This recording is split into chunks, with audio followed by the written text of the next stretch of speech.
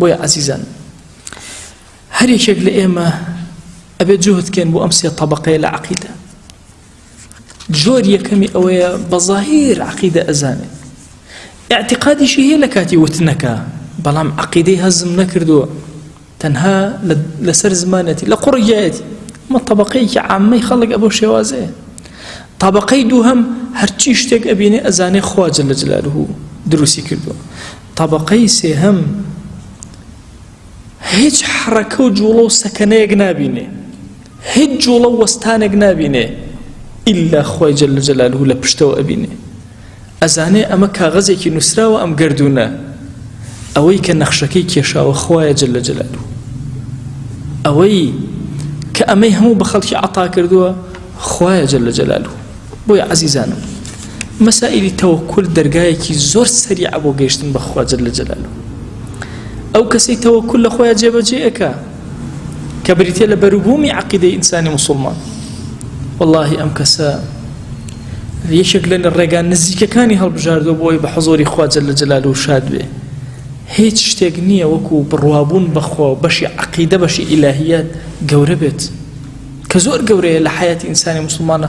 ئیمانی بەخوا هەیە، ئیمانی بە کەلامی خوا هەیە.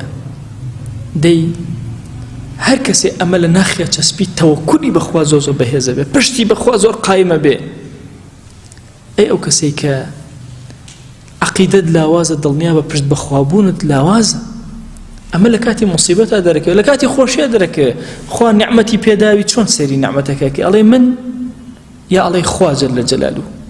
مصیبەتێک ڕووی تێ کردووی ئەڵێ چی دنیات لێتی ئێتەوە یەک یا قەناعەتە وایە ئەمە ئیمتیحانێکە و لە ژێرە و پڕە لە جوانی وەکو دڕکەکانی سەرزەوی ئەو هەیە، چەندێک ناشرین بن جەماڵیان بە سەرزەویداوە، وەکو گیا خوار و خێچەکان وایە لەگەڵ خوار و خێچیان جوانیان بە سەرزەوی بەخشیوە.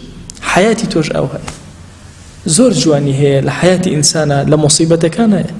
مصیبەتەکان خێر و بەرەکەتێکی زۆر گەورن بەسەر ئینسانەوە.